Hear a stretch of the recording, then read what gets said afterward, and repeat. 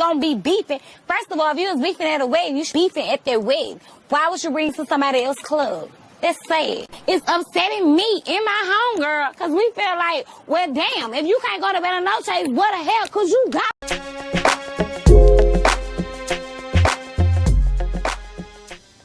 I'm mad at you, mad at I'm mad at what's going on, world. I'm Wesley from AK Nation TV, the network, the one channel on YouTube where we actually adopt similar connections despite our differences, and I'm here to talk about Sinned Against on Empire, which is on Fox. And if you're not watching Empire, I don't know what the hell is wrong with you, because Empire is one of the best freaking shows on television. My top 3 shows that I love so much is The Walking Dead, Empire, and Games of Thrones. Yes, indeed. And last night's episode of Empire before Thanksgiving, which, by the way, happy Thanksgiving, everybody, was freaking amazing. Everybody did their job. Everybody acted quite well. And I was annoyed. I was aggravated. I laughed hilariously. Hilariously, is that a word? I laughed hysterically, that's what I wanted to say. And once again, Lucious proved why he is the motherfucking man. Yes, indeed. Cookie proved why she is the motherfucking woman, okay? Hakeem proved why he is becoming that man, that OG. And Jamal proved... Okay, let me get into this. Let me get into this, because Lyon Dynasty, you did your motherfucking thing, and I'm mad and I'm excited at the same time, Lyon Dynasty. So we start this episode off right. So we start this particular episode off with Vivica Fox, aka Candice, and Taraji P. Henson, aka Cookie. Okay? All of the sisters' names start with a C. Candice, Cookie, and Carol. I love it. We start this particular episode off with them walking through Philly. They've been in Philly 2 days looking for Carol. Now, this is when I'm like, okay, Vivica, you're giving me what I need. This is when I'm like, okay, Vivica, I understand why they casted you. Besides the fact that, you know, she's been acting for so many years and she has this life and blah, blah, blah. She's a professional, grade A, all that, right? Last episode, I didn't feel the chemistry or the vibe or the connection or her place. But now I see it now, because this scene was, I have 3 favorite scenes. Well, I have a lot of favorite scenes in this particular episode, but I always have favorite scenes when I watch Empire. But I have 3 favorite scenes watching Empire, and this is the first favorite scene that I have, because it shows Vivica and Taraji, how they're so invested in their characters, and the acting is seamless. It was a seamless transition casting Vivica Fox to be Cookie's sister. I see it, I get it, I understand it now. But you also see in this scene that Cookie is annoyed with her sisters. She's annoyed that no one has come to visit her in prison. She's annoyed that she's out here looking for Carol. She doesn't know where Carol is, and she has this great, phenomenal opportunity happening in New York, and she needs to get back to New York. But the frustration between these sisters leads me to believe that there is so much that we need to see. And there's been a lot of talk about Lee Daniels wanting to have a prequel type of series, pre-series thing with the sisters. There's some shit that went on in their lives, and the way that they carry themselves now is amazing. I just want to see Carol in the same light as I see, you know, Candice with her successful bougie family and Cookie with her successful rowdy family. I want to see where Carol fits into all of that, because it amazes me how in life we could have, you know, 2 people in a family doing oh so well, and then that one person just all the way down in the dumps. So this was one of my favorite scenes from this particular episode. Another favorite scene. How many favorite scenes? I know I got so many. I want to say 3. I want to say 3. But no, this is not a favorite scene. This is not a favorite scene. But I like this particular moment where Hakeem calls Cookie, or Cookie calls Hakeem finally, because Hakeem's been looking for Cookie. Cookie's been gone for 2 days, and Cookie doesn't. I don't know why Cookie doesn't let anyone know where she's going. I don't know why she does that, but she does that all the time. She always wants to handle things on her own, and she doesn't let people know about stuff. And I just that I don't understand that, Cookie. I don't get that part. But this was a great scene because Hakeem was able to submit with Cookie and let her know that he has the ability to handle things, and he is handling things, and that the cookout is sold out, and we need her to come back, and they want us to do a second night, and all of this. And all Cookie does, well, that's not all she does, but she acknowledges him. She says, thank you. She says, I love you. And she smiles, because when she goes to pull the phone down, Hakeem is yelling in the background, barking orders to people. And that was hot to me. I want Hakeem and Cookie to have the same relationship that Cookie and Jamal have. And that's what Hakeem wants too. And the fact that I feel that building during this season, I love it. I love when Cookie is dealing with her sons. It's a beautiful thing to watch, because it makes me think of my mother, and I have a brother, and I don't know, I can relate, so it's hot. Okay, so we found out last episode that Anika was freaking psycho, right? She's playing drive a roll up the partition, please. She's being a driver to Laura. And psycho much? Yes. Laura and Hakeem are performing the song Miracle, and I'm like, okay, it's cute. It's cute. I couldn't help but realize that every time I look at Laura, she's 12. She is 12. She's 12, and I mean, Hakeem doesn't look like he's 35 at all, but he doesn't look 12. He at least looks like he's 23, 24. But Laura looks like it looks wrong. Every time I see the two of them on screen, and she has no booty, so when he goes and smacks her back, I'm like, it was, and freaking Anika is sitting there watching from Periscope. Stalk her much. Oh my God. Psychopath. And she has these clippings and these newspaper articles and these photos of Laura and Hakeem and scratched out and daggers in the face and shit. And I'm like, the hell? Then we meet Alicia Alicia on Keys this particular episode in Empire. And her name is Summers.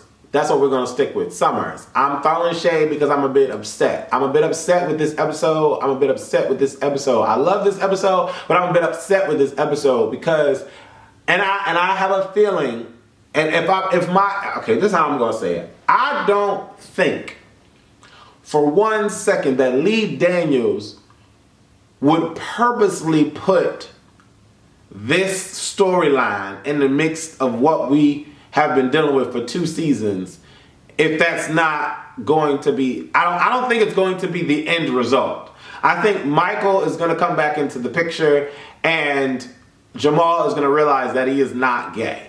That he is gay, right? That's what I'm trying to say, right? Because if Lee Daniels keeps this as the direction of Empire, then season 1 would have meant fucking nothing. And I will walk away from Empire feeling like I wasted my fucking time. And the reason why I say that is because we finally have a moment in history, okay, where a black man, a black family deals with their black gay son who knows who he is, who loves who he is, who comes out to the world by singing a masterful song, and the world accepts him finally. So then season 2, which by the way, he's a masculine man. So season 2, we get this beautiful man played by Jussie Smollett to then cave into emotion and kiss a female. Now here's my thing. I know I went all the way to the motherfucking end of the episode. But here's my thing, because I got to dive into this shit. Because I was seeing all the memes and all this. And even Charlamagne the God, his gay ass, was pissed because he's gay. And he wants to come out, but he won't come out. So even he was pissed saying, Lee Daniels, what the fuck? Come on. And I saw that interview with him and Milan Christopher. I don't know why they keep calling him Milan. It's not Milan, it's Milan. Bitch, you know what his name is. You follow him? Okay, let me, Charlamagne. But anyways, I am going to be completely mortified and done with the show if that's the storyline that we're going to stick with. Now, I'm going to say this. It is very possible for men out there, it's very possible for people to love people. Yes, very possible for people to love people, but I feel that, not that Lee Daniels has a responsibility, but I feel that he should feel responsible for allowing the world to see that gay people are here and there is nothing that you're going to do about it. Gay people are your sons, your brothers, your fathers, your friends, your cousins, your neighbors. Gay people are here, accept us. That washed all the fucking way as soon as Jussie Smollett kissed Alicia Keys. Now, because you already know the world believes that it's a choice, that we're this way, we're not born this way. We have the ability to feel what we want to feel at any given moment. And for him to have that breakthrough moment and kiss that fucking girl, I was completely aggravated. Like, I'm just like, what the hell? So the traitor, aka Last Delgado, whatever, don't really care about his name, gets a freaking visit from the goons, the goon squad. And Last seems to want to stick on the side of Cookie and Hakeem. Say it ain't so. Is this real? I at this point don't really care about him, and I'm not even really thinking about him wanting to be on the righteous side because he's a traitor. And he allowed Hakeem to go through that, and he's sitting there sleeping with Cookie every day. Like, who cares?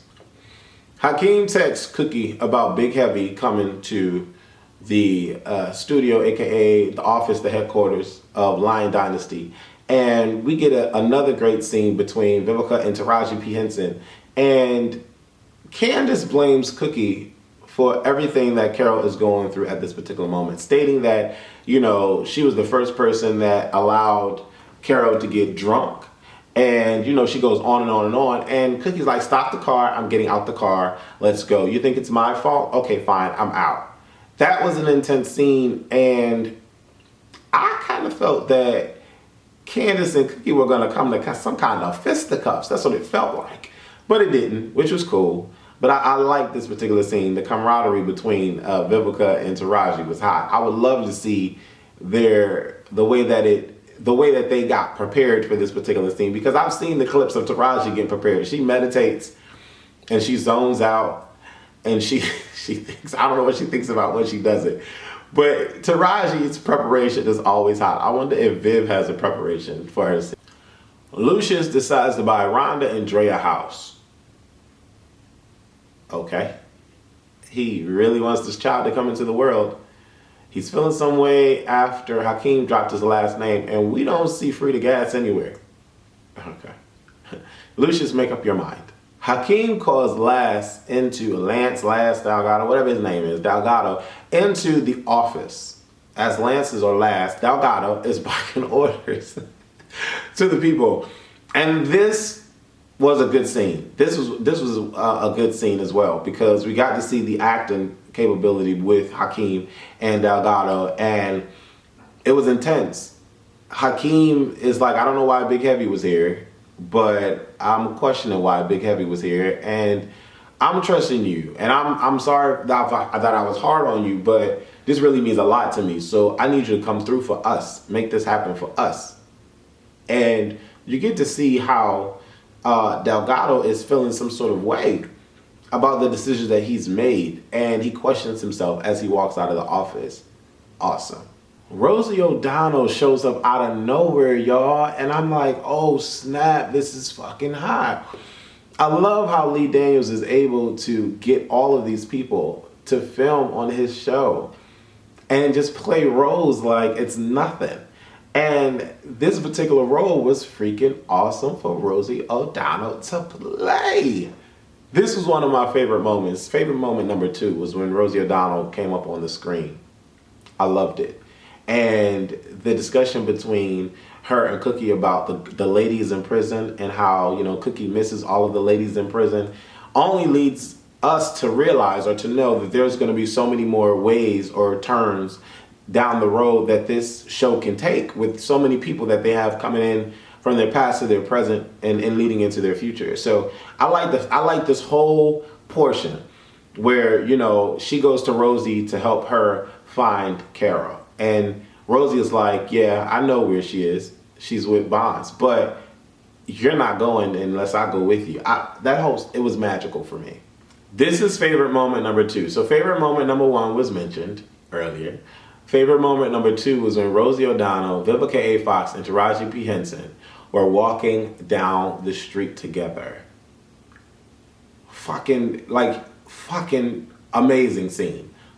Amazing scene. Then they find Carol, okay, who looks exactly like she's been cracked up, coked up on whatever it is she's taking. And then the one magical moment out of this whole scene was when she threw up on fucking Vivica A. Fox. And the look on Vivica A. Fox's face, she was just like,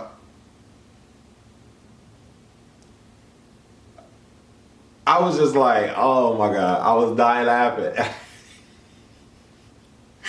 I love Vivica. I do. I respect Vivica. And I'm loving her for this her role here. Because it's hot. It's really, really hot. And she's doing her thing and I'm proud of her. I'm proud of all these fucking women. I'm proud of everybody on this show. Lee Daniels has a diamond of a show. What happened while Cookie was in prison? Because Candice has the tea. And I want to know the tea. And she tells Carol, you think that Cookie will really be okay with your ass after she found out what you did when she was locked away? I want to know what happened. I really, really do. I promise you I do. What do y'all think happened? Do y'all think she slept with Lucious? Do y'all think she did something to her sons? What do you think happened? Do you think, I don't know, what happened? What did Carol do? Hakeem gets approached by Lucious to sign with Empire again and states that he bought Andre and Rhonda a house, and he's like, what do you want? What can I get you? Hakeem looks Lucious in the eyes, looks him in the face and says, I'm the son that can't be bought, and he walks out. I love Hakeem. I love Hakeem's direction. I'm really appreciating it, and I respect it. He's doing his thing. Alicia Keys is at the damn piano playing them keys off key, and you know, she's singing, you know, she can get them notes if she screams. So she's screaming. And, you know, Jesse comes up, well, Jamal comes up and he's listening. He's in a fucking daze. He's all like, oh my God, this song is amazing. Why don't you sing this? I'm like, oh my God, bitch. Come on. Really? No one wants to. What? Delivered? Stop. I got sick to my stomach watching the two of them. I really did. I don't know why, but I did. I'm bitter. It's okay. I'm bitter. So yes, I got upset. Rhonda tells Anika to fight for her man and to become crazier than what she already is. If only Rhonda knew what Anika was doing and what she was going through. Lucious pays Cookie a visit because Cookie is back in town. He walks in ever so slight and starts rubbing down on her shoulders, and you know, Cookie is thinking it's Delgado's fine ass. He is fine. But he's a punk, but he is fine. And she goes to talking about whatever, and you know, Lucious starts to speak. Now Lucious wants Cookie to sign over her rights to the music, the early music, so that he can go ahead and cut this deal and get Swift Stream and blah blah blah blah blah, all this extra shit. So I'm like, okay, whatever, business mumbo jumbo. But Cookie is like, no, I'm not doing that. And it's because you forgot why we started this that I'm going to say no. And then Delgado walks in looking sexy with some wine and 2 glasses. And Lucious is caught off guard. Like, oh, okay, this is what's going on. They introduce themselves to each other like men. And then, you know, Delgado goes and smooches and lays one on Cookie. And so I'm just like, okay. Right in front of Lucious. And Lucious is like, seems like you're sleeping your way to the bottom. And then he spills the wine like Cookie spilled the wine at his table. I thought that was hot. And you just see the chemistry. I don't want them together. I don't want them together. I want Cookie to stay where she's at with other dudes. She should have kept that security guard. That's what she should have kept. Yes, God, she should have kept that security guard. But I like the energy between them all the time. They love each other, but they hate each other, but they love each other. And they don't want to see each other get hurt. They'll whoop somebody's ass. And I love it. I love it.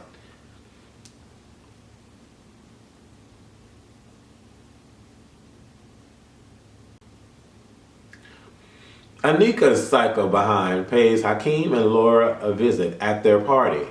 And once again, Anika said everything that was right. Anika said everything that I was thinking looking at this 12-year-old girl. And I don't even know how old she is in real life, but I was feeling Anika this whole scene. I really was. I didn't think she was wrong at all. Because Hakeem need to realize the girl don't even look like she's gone through puberty yet. That's just my thoughts and my opinions. What do y'all think? Now I have to tell you, I got my every freaking waking minute of my life watching Lee Daniels come onto his own show, and the gag he gave the camera, the hand gesture he gave the camera, the yes he gave the motherfucking camera. It was everything. That was my third favorite moment. My third favorite scene. I got another one. Should I lie? I got a lot of scenes. But that shit was hot because Lucious was acting with the man himself. And the man himself was throwing on so much sass. It was unbelievably wonderful. And then to see Jussie Smollett in his glory on stage, dancing and doing his things. I'm like, go ahead, Jussie. You better get them choreographed moves down, boo. I was loving it. I don't know. Can you see Milan and Jussie together? I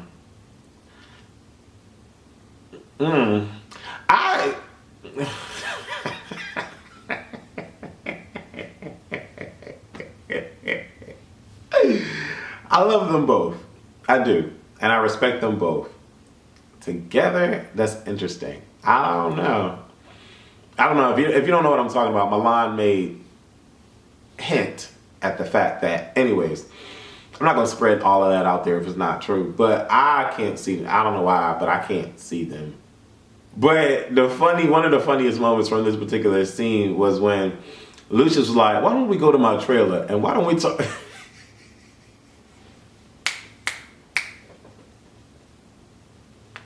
Lee Daniels said, I don't want to, no,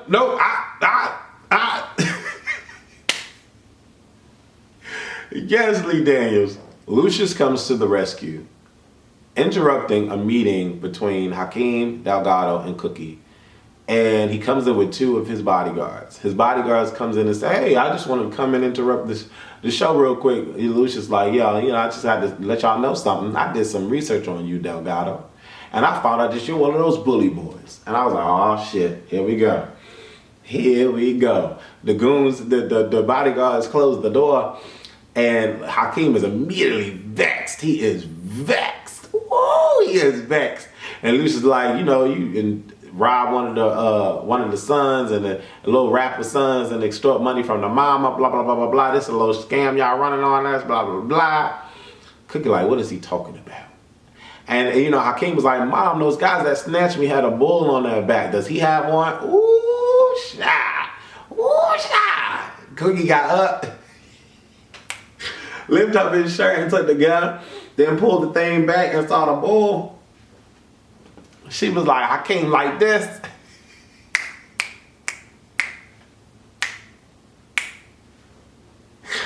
She looked around and you could see she was mad. She was upset because she was starting to feel Delgado. And so she comes around and, Delgado starts to say, in the beginning it was a sham. It really was. But as time progressed, I started to love it. And then she started to pull the clock. Shut up. She turns to Lucious and she hands Lucious the gun. And Lucious, they talking. We don't hear anything, but they're talking. They had one old dialogue. Lucious like, you want me to get this fool? Cookie like, yeah, I want you to murk him. Wait, let me think about it. Yeah, I want you to murk him. Then she like, come on, Hakeem, let's leave. I was like, ooh. And then, it was another silent conversation because Delgado was looking at Lucious like, am I about to die? Lucious was like, yeah, man, she said she wanted you to go. And then the scene clip, I don't care. I don't care because I don't like Delgado. I would have cared about Delgado if he would have shot one of the bully boys. If he would have shot the head leg, Big Heavy, then I would be convinced and I would care for Delgado. But he let them go. And he tried to change the venue so there wouldn't be no issues. But no, I don't care. Use the sucker. And Lucious need to get that ass. But something tell me that Lucious didn't kill Delgado. I don't know about you, But I feel that Lucious did not kill Delgado. I don't think he did. I don't know. What do y'all think he did? I don't think he did, because you ain't hear no gunshot, no nothing. So I think he probably had a deal, made a deal or something, but I don't think he did. If he did, I get it, but I don't think he did. I don't know. Something tells me that that's not what happened. So Anika visits Hakeem, and we have a moment there, and Hakeem tells her to her face, I do not love you, you're fucking psycho, leave me the hell alone.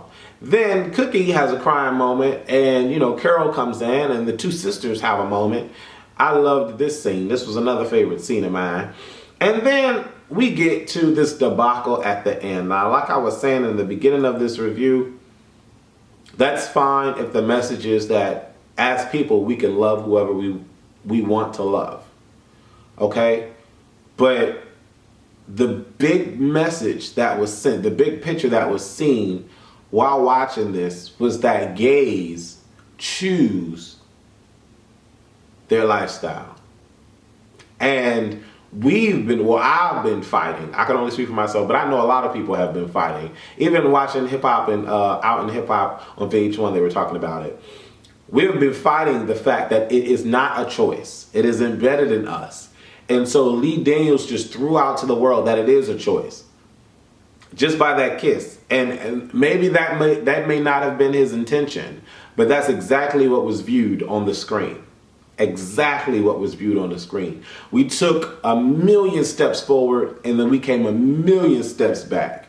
Now, the only way that we'll be able to satisfy that at all, that concept that being gay is not a choice, is if Michael comes back in the picture. Or even if Michael doesn't even have to come back in the picture. But if Jamal realizes within himself that he does not like females, that he indeed is gay, even with Michael not in the picture, then that's when we step way forward again. And I will understand why Lee Daniels did that. But if that does not happen, and we get through this whole season 2 with Hakeem and fucking Alicia off keys together, I'm not going to be here for that.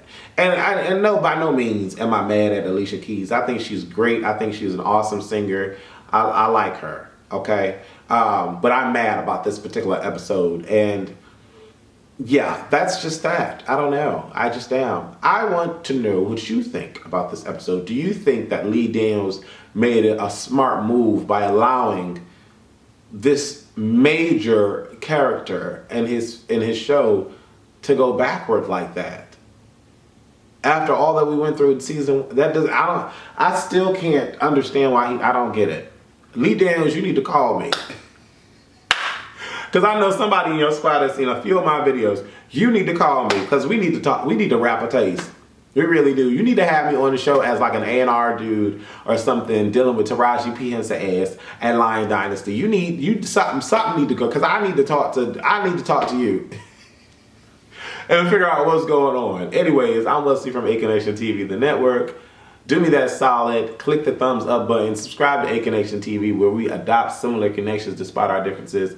And if you can, go to www.talkingdead.com and vote for your boy to be on TV. It's a great way for me to eventually be on freaking Empire. I'm just saying. Love y'all. Thank y'all. Stay blessed and have a happy Thanksgiving. Deuces. Before we started, just introducing extra things. Okay. So this is completely like your site, like it's not ran through a third party. No, this is your site, launched by you. It's launched by me, created by me, and you have actual.